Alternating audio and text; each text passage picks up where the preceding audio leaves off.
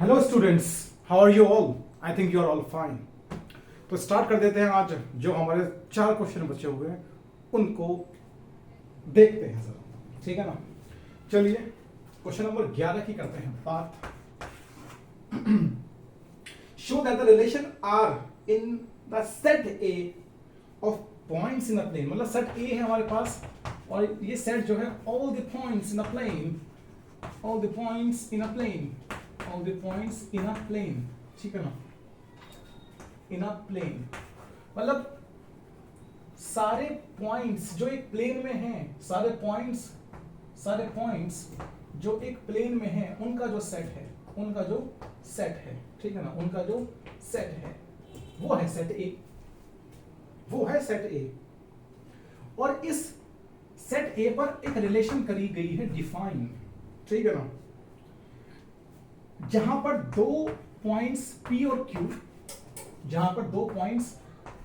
Q आपस में relate करेंगे और as an ordered pair relation को बिलोंग करेंगे। कब? जब distance of the point P from the origin is same as the distance of the point Q from the origin. मतलब अगर ये ओरिजिन है तो ओरिजिन से पॉइंट P का डिस्टेंस और उसी ओरिजिन से पॉइंट Q का डिस्टेंस क्या होना चाहिए? बराबर होना चाहिए। मतलब OP is equals to OQ, ठीक है ना। ये है हमारे पास कंडीशन, रिलेशन ये है कि दो पॉइंट्स PQ आपस में तभी कनेक्टेड होंगे जब दोनों का डिस्टेंस सेंटर से या फिर ओरिजिन से क्या हो? समान हो। इस रिलेशन को जरा आपको इक्विवेलेंस रिलेशन प्रूव करना है। इस रिलेशन को क्या प्रूव करना है कि ये एक इक्विवेलेंस रिलेशन है। स्टूडेंट्स क्या प्रूव करना है इसको? Equivalence relation. तो रिफ्लेक्सिव, सिमेट्रिक, ट्रांजिटिव ये तीनों होने चाहिए, ठीक है ना। तो रिफ्लेक्सिव की करते हैं बात हम पहले, रिफ्लेक्सिव की करते हैं बात। तो ये आप जानते हो इसका कॉन्सेप्ट 9 क्लास में और बच्चों को 6 क्लास में समझा देते हैं। कॉन्सेप्ट तो देखो 6 क्लास का ही है, बाकी जो भाई सर्किल वाला कॉन्सेप्ट तो 6 क्लास का ही है ना। बाकी जो आया है ये तो 12th में आया है, बाकी 11 12th के कॉन्सेप्ट है, ठीक है ना। चलिए, फॉर एनी पॉइंट P आप कोई भी पॉइंट लीजिए। कहां से लीजिएगा वो पॉइंट? सेट ए से ही तो लोगे ना, सेट ए से, क्योंकि सेट ए ही तो है सारे पॉइंट्स का सेट। तो पॉइंट P जो है वो कहां से आएगा? वो भी तो सेट ए से आएगा, ठीक है ना। तो ये ध्यान रखना है कि भाई PO is equals to OP, ये हमेशा सेटिस्फाई कंडीशन, क्योंकि किसी पॉइंट का डिस्टेंस ओरिजिन से और ओरिजिन का डिस्टेंस उस पॉइंट से बराबर ही तो होगा। किसी पॉइंट का डिस्टेंस ओरिजिन से और ओरिजिन से उस पॉइंट का डिस्टेंस बराबर होगा। और इसका सीधा सीधा मतलब ये होगा कि PP जो होगा ना, वो जो पॉइंट होगा और उसी, सही है ना, वो जो पॉइंट होगा वो किससे रिलेट कर जाएगा? भाई जाहिर सी बात है रिलेट कर जाएगा रिलेशन से। कोई भी पॉइंट होगा, भाई मैंने तो P मान लिया, कोई Q भी हो सकता है, S भी हो सकता है, T भी हो सकता है, X Y Z W infinity कितने पॉइंट्स हो सकते हैं किसी प्लेन में, लेकिन ये कंडीशन हमेशा होल्ड ट्रू, ये कंडीशन हमेशा सेटिस्फाई होगी, ठीक है ना। This condition will always hold true, ये कंडीशन हमेशा सेटिस्फाई होगी। सिमेट्री की कर लेते हैं बात, आइए आप मेरे साथ, ठीक है ना। सिमेट्री के लिए देखिए जरा, दो पॉइंट ले लीजिए P और Q, ठीक है ना। अब दोनों पॉइंट जाहिर सी बात है P और Q लाई कहां करेंगे? P और Q जाहिर सी बात है सेट A से ही तो लाई करेंगे ना, सेट A से ही तो बिलोंग करेंगे ना, सेट A में ही तो लाई करेंगे और सेट A से ही तो बिलोंग करेंगे ना। और PQ ऑर्डर्ड पेयर वो रिलेशन को तभी बिलोंग करेगा, कब बिलोंग करेगा? कब बिलोंग करेगा बताइए? जब ये कंडीशन सेटिस्फाई हो जाए तभी तो बिलोंग करेगा। और अगर कर रहा है तो ये कंडीशन सेटिस्फाई हो रही है, समझ रहे बात को? तो अगर भाई इसका मतलब समझिए, अगर PQ as an ordered pair relation को बिलोंग कर रहा है तो ये कंडीशन सेटिस्फाई हो रही है, इसलिए आपको देखना पड़ेगा कि PO इक्वल टू OQ, ठीक है ना भाई, 2 पॉइंट ले लिया आपने पी और क्यू, सेट से ही उठाए, सेट ए से, ठीक है ना। और P Q as an ordered pair relation को बिलोंग अगर करता है तो ये कंडीशन सेटिस्फाई हो रही होगी, और इस कंडीशन के सेटिस्फाई होने का मतलब क्या है कि पी का डिस्टेंस ओरिजिन से और दूसरे पॉइंट क्यू का डिस्टेंस ओरिजिन से बराबर होगा। तो क्या इसका मतलब ये भी है, इसका मतलब ये भी है QO is equals to OP, क्या इस पॉइंट का डिस्टेंस ओरिजिन से और इस पॉइंट का डिस्टेंस ओरिजिन से वो भी समान होगा? बिल्कुल। और अगर ये बात है इसका मतलब तो सर ये होगा कि QP भी क्या कर जाएंगे, एज एन ऑर्डर, QP भी as an order pair relation को बिलोंग कर जाएगा, G कर जाएगा, QP भी as an order pair relation को बिलोंग कर जाएगा। अगर PQ बिलोंग करता है और QP बिलोंग कर जाएगा, सिमेट्रिक है। अगर PQ बिलोंग करता है और QP बिलोंग कर जाएगा तो सिमेट्रिक है। ट्रांजिटिविटी पर कर लेते हैं बात। आइए स्टूडेंट्स ट्रांजिटिविटी पर करते हैं बात।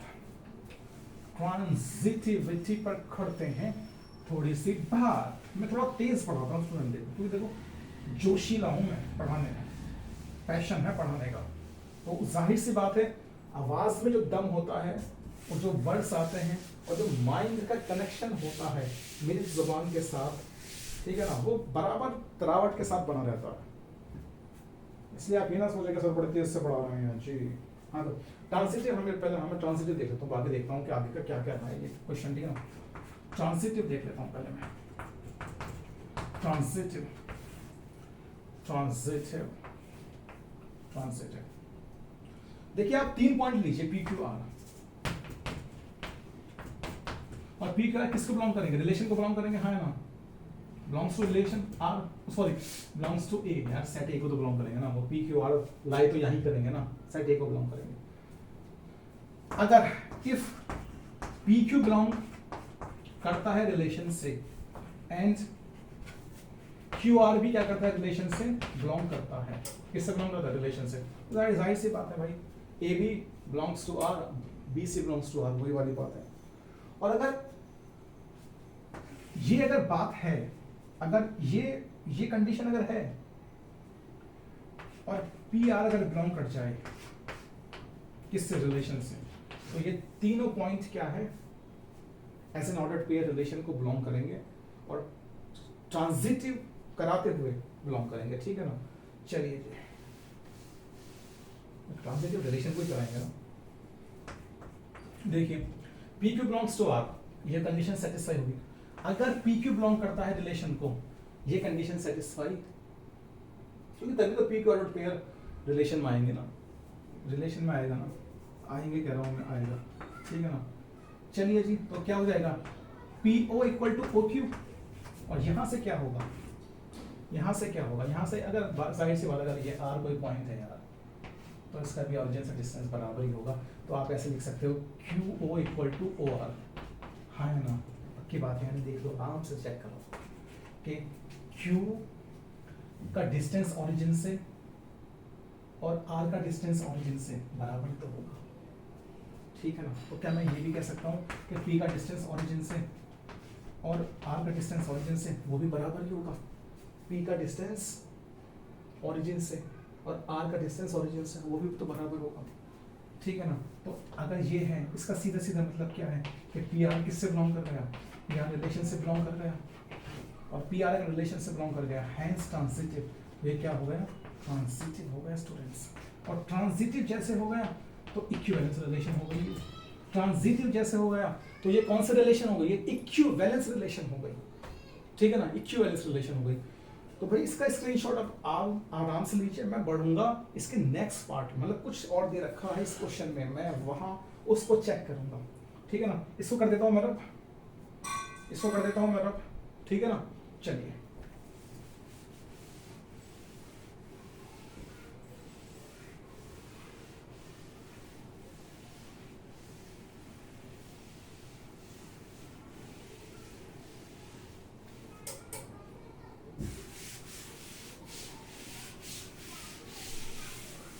तो कहता हूं मैं ड्रॉप। क्या कह रहा है? Further show that the set of all points related to point P. To show, क्या शो करना है? ओहो, शो क्या करना है? To show set of this set of all points, सारे पॉइंट्स का सेट रिलेटेड टू पी, और पी जो है वो ओरिजिन पर नहीं है।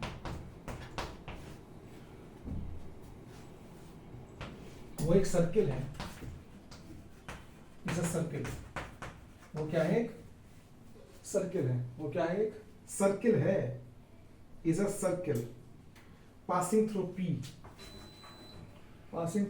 ठीक है ना? पासिंग थ्रू पी,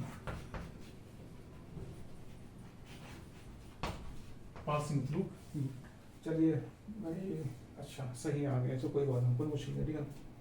और इसी में थोड़ी सी प्रॉब्लम है with origin as center, origin पर क्या है? सेंटर है। ओरिजिन एज सेंटर, ये आपको शो करना है, और शो करना कोई इसमें बहुत बड़े कलाकारी का खेल नहीं है, ये 6th क्लास के बच्चे वाला कॉन्सेप्ट है, ठीक है ना? क्या शो करना है आपको? सेट ऑफ ऑल पॉइंट्स, सारे पॉइंट्स का सेट जो किससे रिलेट करते हैं? पी से। उन सभी पॉइंट्स का सेट क्या है? एक सर्किल है, और वो सर्किल किससे पास होगा? पॉइंट पी से पास होगा, और उस सर्किल का जो सेंटर होगा वो क्या होगा? ओरिजिन होगा। फिर से समझा देता हूं कि क्या शो करना है। जितने भी सारे पॉइंट्स पी से रिलेट करेंगे उनका सेट एक सर्किल होगा, और वो सर्किल पॉइंट पी से पास करेगा।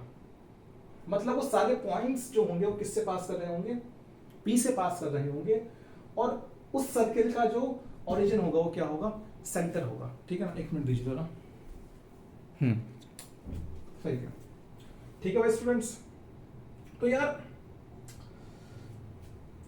एक कॉन्सेप्ट समझिए जरा। ये हमारे पास ओरिजिन है जिसके कोऑर्डिनेट 0,0 होते हैं, ठीक है ना? ओरिजिन के जो कोऑर्डिनेट होते हैं क्या होते हैं? 0,0। अब हमारे पास ये पॉइंट पी है। अब एक पॉइंट ये आपने क्यों लिया?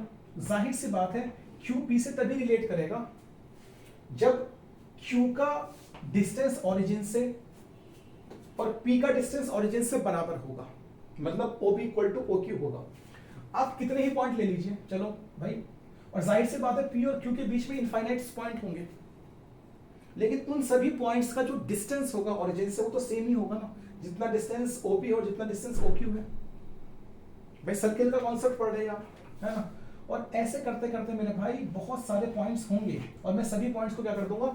ज्वाइन कर दूंगा। जाहिर सी बात है भाई, एक पॉइंट ये रहा होगा, एक पॉइंट ये रहा होगा, एक पॉइंट ये रहा होगा, एक पॉइंट ये रहा होगा, एक पॉइंट ये रहा होगा, ठीक है ना? P Q R S T U V. अब मैं ये नहीं कह रहा कि यही पॉइंट रहे होंगे, जाहिर सी बात है यार, इन दो पॉइंट्स के बीच में भी इनफाइनाइट पॉइंट्स रहे होंगे, इन दो पॉइंट्स के बीच में भी रहे होंगे, इन दो पॉइंट्स के बीच में भी रहे होंगे, इन दो पॉइंट्स के बीच में भी, इन दो पॉइंट्स के बीच में भी, इन दो पॉइंट्स के बीच में भी, ठीक है ना? लेकिन वो सारे पॉइंट्स जो है वो पी से रिलेट कर रहे होंगे। क्यों? क्योंकि उन सभी पॉइंट्स का डिस्टेंस जो होगा ना ओरिजिन से वो उतना ही होगा जितना पी का डिस्टेंस है। आ रही है समझ में बात? ठीक है ना? और अगर सारे उन पॉइंट्स को ज्वाइन कर दिया जाए तो वो एक सर्किल बना देगा। वो सारे पॉइंट्स जो हैं उन सारे पॉइंट्स का सेट जो होगा वो एक सर्किल बनेगा, और सेंटर क्या होगा उसका? ओरिजिन ही तो सेंटर होगा। यही शो करना है भाई। ये विजुअलाइज हो जाता है। ये आप जनरलाइजेशन जब करते हो ना, आप चीजों को देखते हो और अपना थोड़ा सा नजरिया चेंज करके देखते हो ना, और कॉन्सेप्ट आपका बिल्कुल मजबूत है, कॉन्सेप्चुअली आप बहुत स्ट्रांग हो, तो ये प्रूव हो चुका है। बस इसको लिखना बाकी है, ठीक है ना?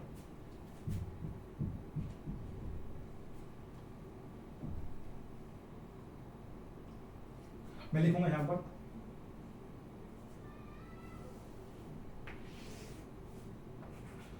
all the points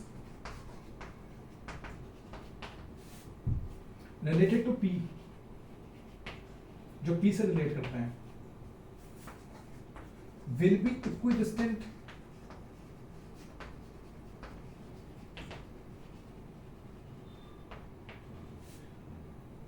from origin. origin से तो सबका डिस्टेंस सेम होगा ना, जितना P का है, ठीक है ना, मतलब जितना OP है उतना ही OQ, उतना ही OR, उतना ही OS, उतना ही OT, उतना ही OU, उतना ही OB, और बीच यहाँ सर्कमफेरेंस पर आने वाले जितने भी इनफाइनाइट्स होंगे उन सभी इनफाइनाइट पॉइंट्स के लिए भी वही कंडीशन होगी, जितना डिस्टेंस उनका होगा ओरिजिन से उतना ही P का होगा, ठीक है ना, जाहिर सी बात है, पक्की बात है नहीं है। और हमें यह भी पता है कि set of all the points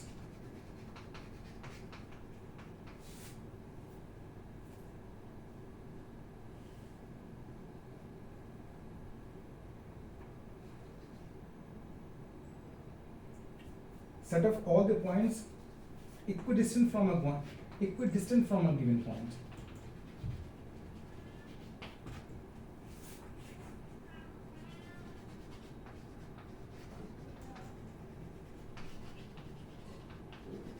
Will form a circle. बस खत्म, ये हमें प्रूव करना है।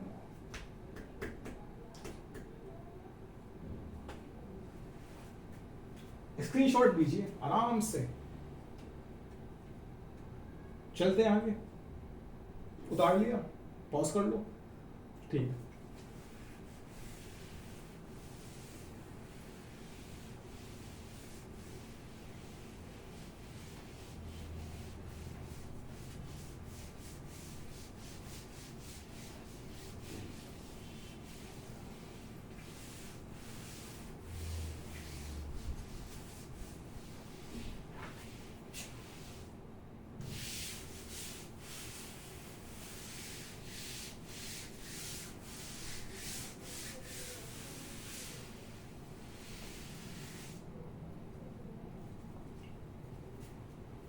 क्वेश्चन नंबर 12 देख लेते हैं, 11 तो देख लिया भाई। सेट ए है, set A, set of all triangles, set ए क्या है? सेट ऑफ ऑल ट्राइंगल्स, सारे ट्राइंगल्स का सेट, और उस सेट पर जो रिलेशन डिफाइंड है वो डिफाइंड है क्या? उसमें T1 T2 दो triangle as an order pair तभी बिलोंग कर सकते हैं जब T1 is similar to T2, T1 is similar to T2, जब T1 किसके सिमिलर हो? T2 के सिमिलर हो, ठीक है ना।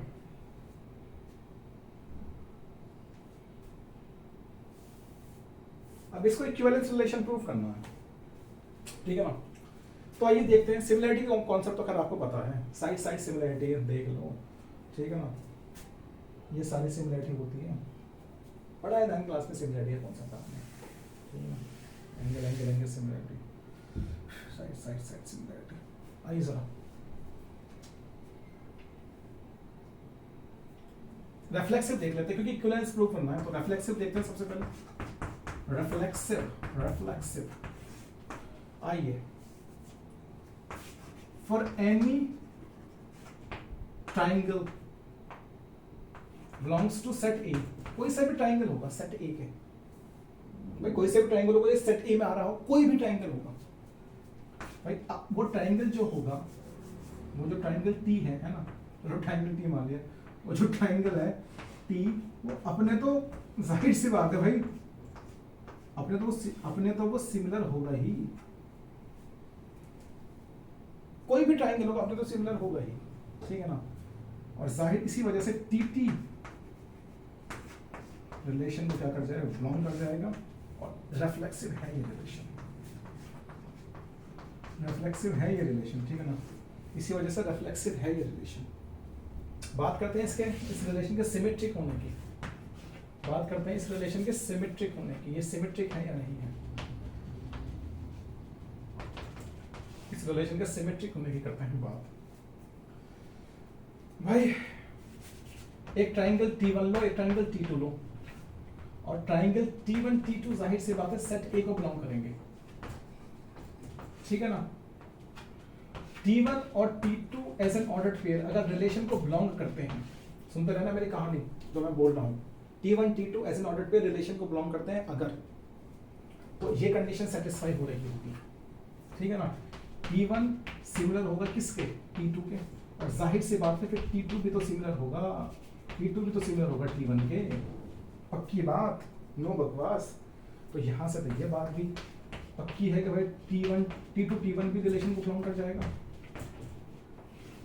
अगर T1 T2 as an ordered pair relation को बिलोंग कर रहा था, T2 T1 भी कर गया, फ्लिप काउंटर पार्ट आ गया, सिमेट्रिक है, हेंस सिमेट्रिक, भैया ये तो सिमेट्रिक हो गया, हेंस सिमेट्रिक, ठीक है ना।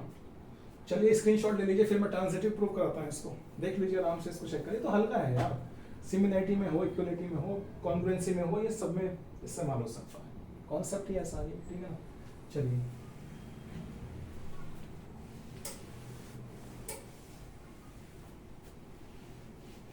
क्या हुआ भाई, क्या हुआ,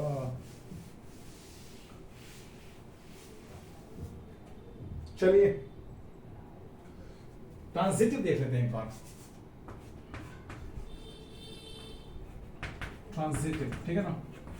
साइड से बाद तीन ट्राइंगल T1 T2 T3 लीजिए, और बिलोंग किसको कर रहे हैं, वो सेट ए को बिलोंग करेंगे, ठीक है ना, सेट ए को बिलोंग करेंगे, क्योंकि सेट ट्राइंगल्स का जो सेट है वो तो भाई ए ही है ना।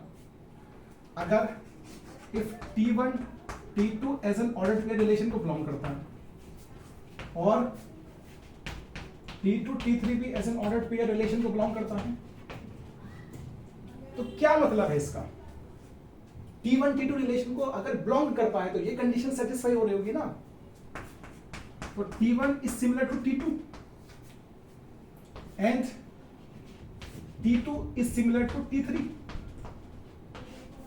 तो क्या इन दोनों से नतीजा निकल सकता है कि T1 is similar to T3, हाँ या ना। अगर ये आ गया, इसका मतलब क्या है, इसका मतलब तो ये है कि T1 T3 भी रिलेशन को क्या कर रहा है, बिलोंग कर रहा है, हेंस ट्रांजिटिव, हेंस ट्रांजिटिव, तो ट्रांजिटिव तो है, ट्रांजिटिव तो है, ले लीजिए स्क्रीनशॉट, ट्रांजिटिव तो है।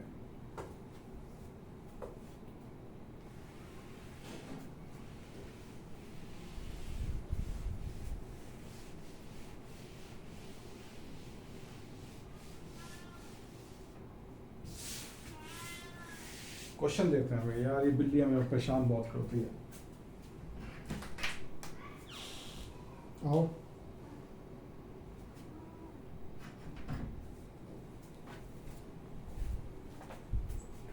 करते हैं जरा बात।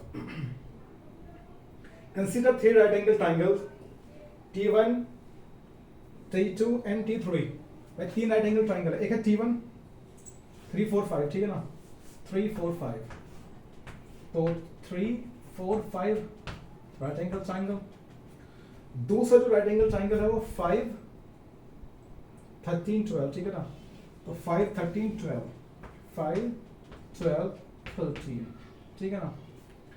एक और ट्राइंगल है तीसरा,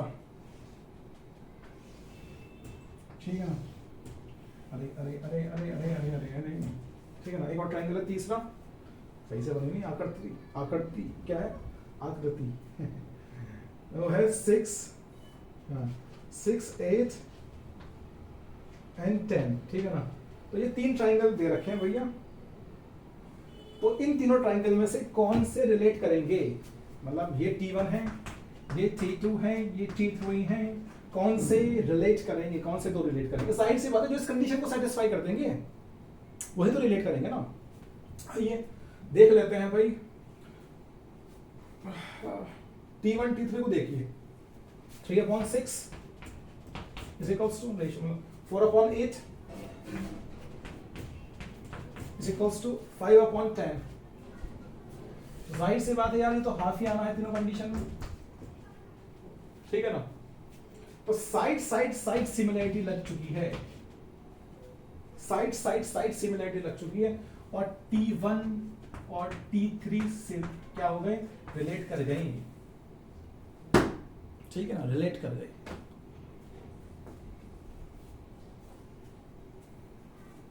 थर्टीन 14 बचे हैं, करने की कोशिश करते हैं। इसको रब कर दो भाई, पानी भी शायद मेरा खत्म ही हो चुका है, देखते हैं, नहीं थोड़ा बहुत पी लेता हूँ।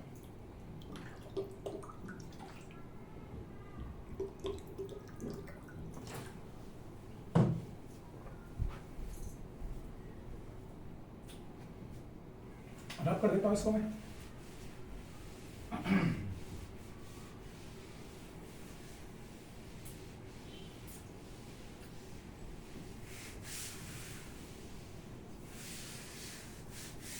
चलिए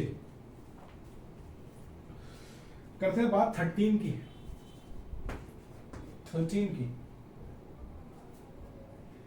भाई सेट ए है और उसमें क्या है, ये पॉलीगन्स का सेट है, ठीक है ना, सेट ऑफ ऑल पॉलीगन्स, ठीक है ना, set of all polygons, set of all polygons, set of all polygons, polygons का सेट, सेट ए, ठीक है ना। मतलब जाहिर सी बात है, पॉलीगन मतलब जिसमें एक सारा साइड से, ट्राइंगल भी हो सकता है, ट्राइंगल, इसमें ट्राइंगल्स भी होंगे, इसमें भाई क्वाड्रिलेटरल्स जो कि रेक्टेंगल, स्क्वायर, रोम्बस होते हैं, सब होंगे, पेंटागन भी होगा, हेक्सागन भी होगा, हेप्टागन, पेंटागन सभी होंगे, ठीक है ना, क्योंकि पॉलीगन्स है ना, सभी लाई करेंगे, ठीक है ना। आइए जी, इस सेट पर रिलेशन डिफाइंड है, कैसे डिफाइंड है कि दो पॉलीगन आपस में करते हैं रिलेट, कब करते हैं रिलेट वो आपस में, जब P1 और P2 क्या है, उनकी नंबर ऑफ साइड्स क्या है, सेम है, उनकी नंबर ऑफ साइड्स क्या है, सेम है। तो n मान लेते हैं नंबर ऑफ साइड्स, ठीक है ना, n मान लेते हैं number of sides, number of sides क्या है, सेम है, नंबर ऑफ साइड्स क्या है, सेम है, ठीक है ना। तो n नंबर ऑफ साइड्स हमने मान लिया, ठीक है ना। चलिए वो कह रहा है कि इक्विवेलेंस रिलेशन है या नहीं है। भाई फिर इक्विवेलेंस रिलेशन की हो गई बात, करते हैं रिफ्लेक्सिव की बात। फॉर रिफ्लेक्सिव के लिए एक बार चेक कर लेते हैं, फॉर रिफ्लेक्सिव के लिए क्या होगा, ठीक है ना स्टूडेंट्स। चलिए आइए, तो आप कोई सा भी एक पॉलीगन उठाइए इस सेट से, फॉर एनी पॉलीगन, ठीक है ना, P belongs to set A, भाई कोई सा भी पॉलीगन हो, चाहे वो ट्राइंगल हो, चाहे वो रेक्टेंगल हो, चाहे वो स्क्वायर हो, चाहे वो रोम्बस हो, चाहे वो पेंटागन हो, कुछ भी हो भाई, उसमें जो साइड्स होगी, कोई जैसे ट्राइंगल आपने उठाया तो ट्राइंगल के तो इक्वल होगा ही ना, क्योंकि साइड्स तो बराबर होगी ना, नंबर ऑफ साइड्स बराबर। तो ट्राइंगल उठाओगे तो जितने भी ट्राइंगल हैं, ट्राइंगल के इक्वल है, रेक्टेंगल उठाओगे रेक्टेंगल के इक्वल है, क्वाड्रिलेटर साइड से बात है, क्वाड्रिलेटरल है रेक्टेंगल तो 4 साइड्स होगी, स्क्वायर, ठीक है ना। तो PP तो बिलोंग कर जाएगा ना रिलेशन को। सिमेट्रिक देख लेते हैं, स्टूडेंट,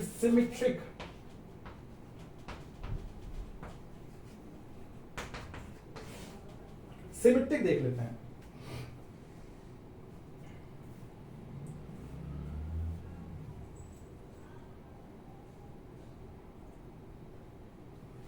आप दो पॉलीगॉन लीजिए P1 P2, और P1 P2 बिलोंग किसको कर रहे हैं, सेट A को। P1 P2 अगर रिलेशन को कर रहे हैं belong as an ordered pair, ठीक है ना, एज एन ऑर्डर्ड पेयर अगर रिलेशन को बिलोंग कर रहे हैं, ये कंडीशन सेटिस्फाई हो रही होगी, तो आप लिखेंगे NP1 is equals to NP2। तो इसका उल्टा भी तो पॉसिबल है, NP2 is equals to NP1, तो जाहिर सी बात है स्टूडेंट्स, P2 P1 भी रिलेशन को क्या कर जाएगा, बिलोंग कर जाएगा। पक्की बात है नहीं है, बिलोंग कर जाएगा। तो रिफ्लेक्सिव सिमेट्रिक तो ये है, रिफ्लेक्सिव सिमेट्रिक तो ये है। ट्रांजिटिव होना चेक करते हैं।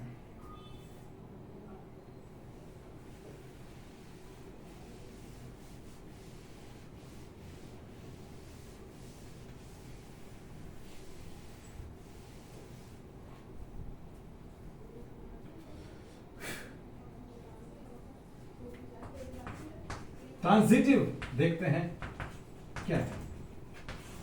आप तीन पॉलीगॉन लीजिए, P1 P2 P3, और तीनों किसको बिलोंग करते हैं, सेट ए को बिलोंग करते हैं। If P1 P2 belongs to R, अगर P1 P2 R को बिलोंग कर रहा है, क्या मतलब है इसका,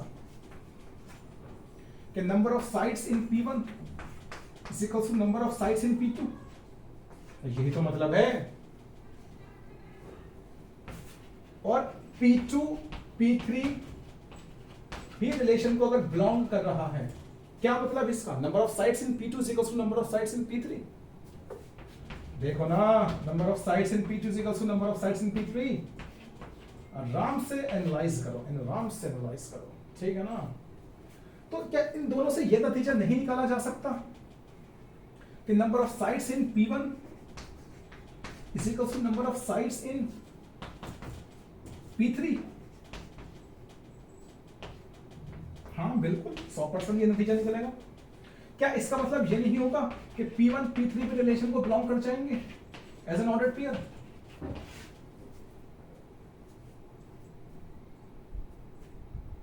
चेक करिए, आराम से चेक करिए, क्योंकि number of sides in P1 बराबर हो गया number of sides in P3, hence transitive, ये ट्रांजिटिव।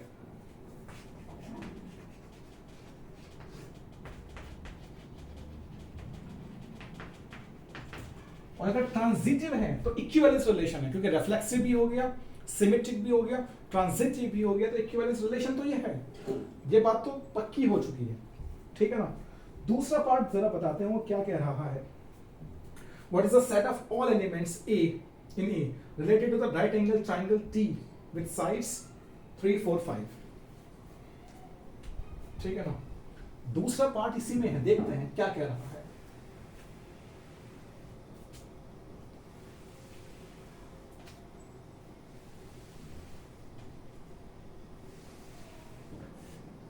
एक राइट एंगल ट्राइंगल है आपके पास,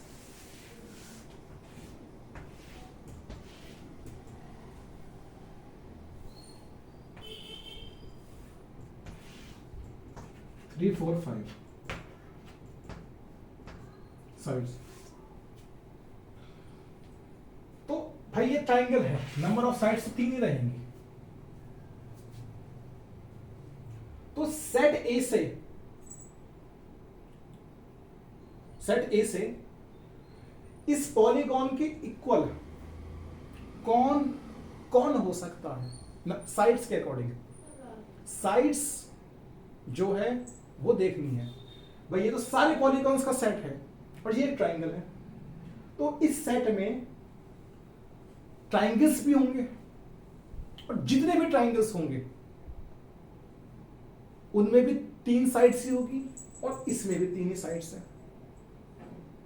तो इस सेट ए में से अगर हम ट्राइंगल्स का सबसेट बाहर निकालें, ठीक है ना, वो इस ट्राइंगल से रिलेट कर जाएगा। आया ना समझ में?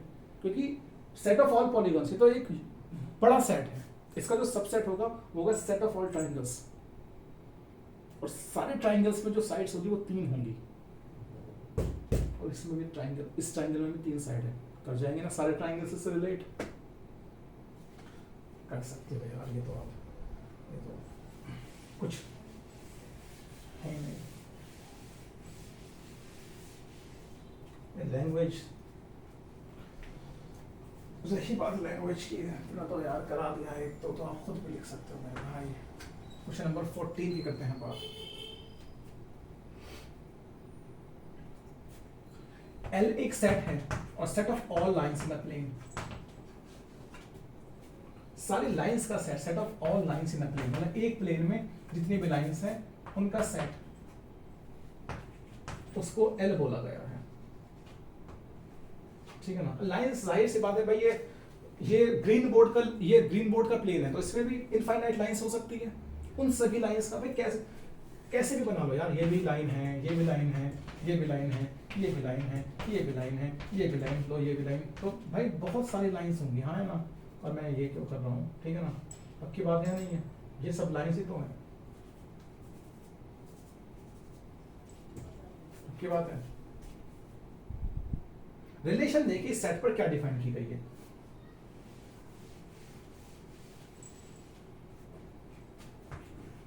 रिलेशन देखिए सेट पर क्या डिफाइन की गई है। L1 L2 दो line as an order pair आपस में रिलेट करेगी और वो रिलेशन में एक्सिस्ट करेगी कब, जब L1 पैरेलल है L2 के, जब L1 किसके पैरेलल है L2 के। और हमें ये शो करना है कि ये इक्विवेलेंस रिलेशन है। क्या शो करना है, ये इक्विवेलेंस रिलेशन है। आ जाइए भैया, रिफ्लेक्सिव करिए जरा इसको प्रूव, रिफ्लेक्सिव आ जाओ जरा मूड बना के, ऑल द रजनी फैन, ठीक है ना। चलिए जी आ जाओ जरा। For any line small l belongs to capital L, भाई कैपिटल L जो है सारी लाइंस का सेट है जो एक प्लेन में लाई कर रही है, उसमें से तुमने एक लाइन उठा ली, ठीक है ना। तो जाहिर सी बात है L तो अपने आप के पैरेलल रहेगी ही, एवरी लाइन इस कंडीशन के अकॉर्डिंग अपने तो पैरेलल रहेगी, ठीक है ना। इसी वजह से L किसको बिलोंग कर गया, रिलेशन को प्रूव करेगा, है ना। हैंस रिफ्लेक्सिव, तो ये क्या हो जाएगा हमारे पास, रिफ्लेक्सिव हो जाएगा। सिमेट्रिक कर लेते हैं बात, सिमेट्रिक होगा या नहीं होगा। L1 सही है ना, L1 L2 दो लाइन लीजिए और दोनों लाइन बिलोंग किससे कर, दोनों लाइन जाहिर सी बात है किससे बिलोंग करेगी, सेट L से। और अगर L1 L2 as an order pair किससे बिलोंग कर जाए, रिलेशन से, तो ये कंडीशन सेटिस्फाई होती हुई मिलेगी आपको, पक्की बात है नहीं है। L1 किसके पैरेलल हो जाएगी, L2 के, और यहां से साफ साफ ये मतलब होगा कि L2 भी पैरेलल रहेगी किसके, L1 के। इसका मतलब ये है कि L2 L1 as an order pair भी रिलेशन को क्या कर जाएगा, बिलोंग कर जाएगा। सिमेट्रिक हो गया, ट्रांजिटिव भी होगा यार, एक लाइन दूसरी लाइन के पैरेलल, दूसरी लाइन तीसरी लाइन के पैरेलल है, तो भाई एक लाइन दूसरी लाइन के पैरेलल है, दूसरी लाइन तीसरी लाइन के पैरेलल है, तो पहले वाले तो तीसरी वाले के पैरेलल होगी। ट्रांजिटिव तो ये है, परपेंडिकुलर में ऐसा नहीं हो सकता, वो कुछ और ही होगा, तो वहां पर देखेंगे पैरेलल तो इक्विवेलेंस रिलेशन कर जाएगा, ठीक है ना। अब एग्जाम्पल है यार, परपेंडिकुलर वाला एग्जाम्पल है हमारे पास, उसमें एग्जाम्पल भी रखा है वो। ट्रांजिटिव देख लेते हैं यार, ट्रांजिटिव तो खैर तुम खुद भी करा दोगे, एक वो तुम बहुत आराम से करा दोगे कि तुमने L1 L2 L3 तीन लाइन ले ली जो सेट L से बिलोंग करती है, ठीक है ना। इफ वही बात अगर L1 L2 किससे बिलोंग करे, सेट सॉरी रिलेशन से बिलोंग करे, और L2 L3 पे रिलेशन से क्या करे, बिलोंग करे, तो इसका मतलब क्या है अगर बिलोंग कर रही है, तो इसका मतलब L1 पैरेलल है L2 के, यहां से L2 भी पैरेलल है किसके, L3 के, तो जाहिर सी बात है L1 भी तो पैरेलल होगा L3 के। और यहां से पहली बात यह है कि L1 L3 रिलेशन को बिलोंग कर जाएगा, सिमेट्रिक को सॉरी ट्रांजिटिव हो जाएगा। तो इक्विवेलेंस रिलेशन तो ये है, ये बात तो पक्की थी कि इक्विवेलेंस रिलेशन ये था। बनता है इक्विवेलेंस रिलेशन, पक्की बात थी। ले लीजिए स्क्रीनशॉट और बढ़ते हैं आगे। एक थोड़ा सा पार्ट दे रखा है और करते हैं हम अपनी वीडियो को समाप्त, क्योंकि 2 क्वेश्चन जो है वो मैं इतना करा दिया। 2 क्वेश्चन आपके लिए बनते हैं, वो मल्टीपल चॉइस है मेरे भाई, वो आप कर सकते हो बहुत प्यार से। चलिए, find the set of all lines related to the line. भाई एक लाइन है जिसका हमारे पास स्लोप और इंटरसेप्ट, मतलब ये जो y equal to mx plus c की फॉर्म में, भाई ये लाइन की इक्वेशन है, ठीक है ना, जहां पर स्लोप क्या है 2 है और इंटरसेप्ट क्या है 4 है। तो वो कह रहा है set of all lines related to line, this line, ठीक है ना।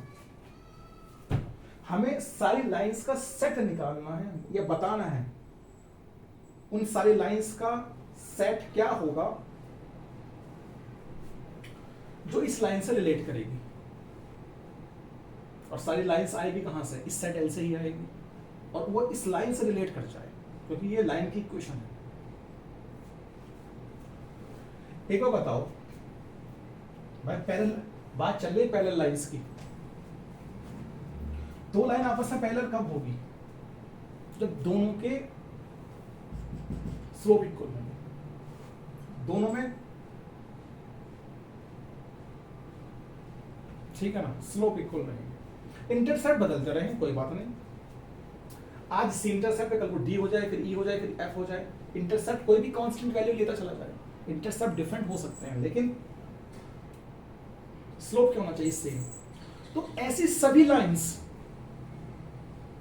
जिनका स्लोप क्या होगा 2 होगा और इंटरसेप्ट डिफरेंट होगा, कुछ भी हो सकता है, कोई भी कांस्टेंट नंबर हो सकता है, उन सभी लाइंस का सेट जो होगा वो इस लाइन से रिलेट करेगा, ठीक है ना। ये है कॉन्सेप्ट, ये है concept.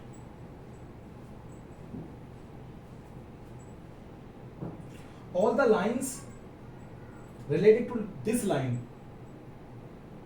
will be parallel to each other having slope m is equals to 2 and different intercepts।